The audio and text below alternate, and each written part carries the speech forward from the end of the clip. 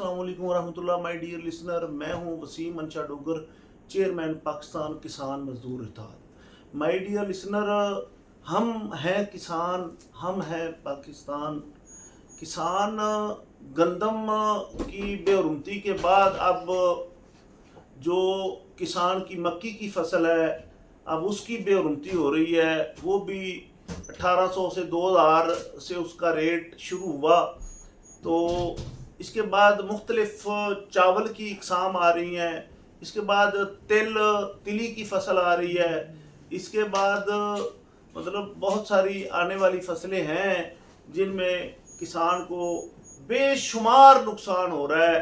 किसान की लागत किसान को वापस नहीं मिल रही, किसान को कोई बेनिफिट नहीं मिल रहा। पाकिस्तान का जो किसान है वो नुकसान में जा रहा है, जबकि हमारी हुकूमत को ज़र्रा बराबर कोई शक नहीं है। अगर पूरे पाकिस्तान ने हुकूमत को वोट नहीं दिया तो इसका मतलब ये नहीं है कि उनको ख़त्म कर दिया जाए या किसानों की जो है नस्ल कुशी कर दी जाए और किसान ज़मींदारा छोड़कर तौबा नऊज़ बिल्ला वो शहरों में जाकर मजदूरी करने लगें। तो खुदा के लिए हुकूमत वक्त से गुजारिश है कि किसानों के लिए कोई अपनी पॉलिसियाँ चेंज करें और किसान पाकिस्तान की मईशत में रीढ़ की हड्डी की तरह उसका किरदार है। तो माय डियर लिसनर, मैं ईरान और इसराइल के कन्फ्लिक्ट के बारे में मुख्तसर सी बात करूँगा कि इसराइल ने बहुत गलत अंदाजे लगाए। कोई शक नहीं कि उसने ईरान का बहुत ज़्यादा नुकसान किया और ईरान को इस बात का अंदाज़ा हुआ कि हमारे अंदर गद्दार कितने हैं। और उसमें जो वो इंडिया था जो ईरान का दोस्त बना हुआ था, उसकी राह एजेंसी की मुदाखलत भी जो है वो भी मंजर-ए-आम पर आई और बहुत सारी चीज़ें खुलकर सामने आई।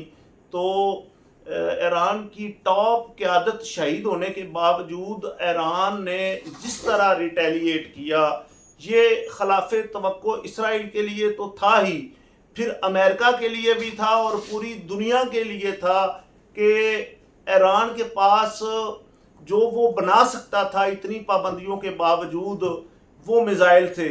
और मिज़ाइल उन्होंने कोई एक प्लेस पर नहीं रखे हुए, उन्होंने सिटी आबाद किए हुए हैं, शहरों के नीचे शहर आबाद किए हुए हैं, जिनमें उन्होंने अपने जो हैं वो असासे रखे हैं, जिनमें मिज़ाइल लाखों की तादाद में है।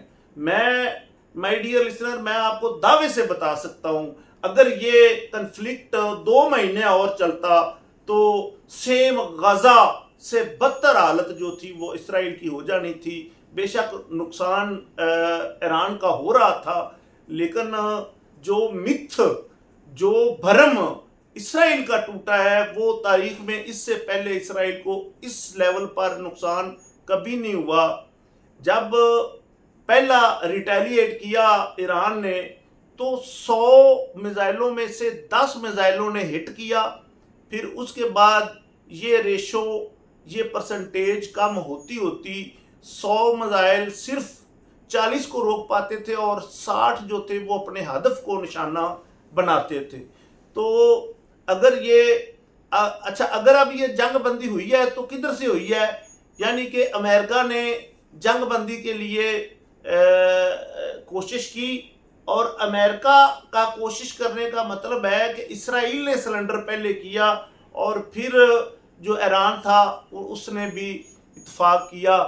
तो बीच में हमारे जो अरब कंट्रीज़ थे उन्होंने सालसी का किरदार अदा किया। मैं ये कहना चाहता हूँ कि ईरान थोड़ी सी जल्दबाजी से काम ना लेता और गज़ा को मशरूत कर देता इस जंग बंदी से। अगर वो मशरूत कर देता, थोड़ा सा अपने और मसल दिखाता तो गज़ा पर भी कोई बात हो सकती थी। नाज़रीन, ये दुनिया ताकत की दुनिया है, ये दुनिया जो है पावर दिखाने की दुनिया है। अगर गज़ा जवाब नहीं दे सकता तो आप देख लें अभी भी वहाँ पर सैकड़ों की तादाद से शहीद किए जा रहे हैं।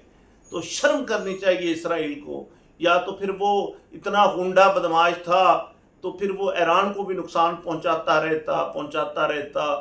جب ادھر سے منہ کی کھانا پڑی ہے تو سیز فائر کے لیے اس نے امریکہ کو بیچ میں لایا اور لا کر انہوں نے سیز فائر کی کوششیں کی اور 12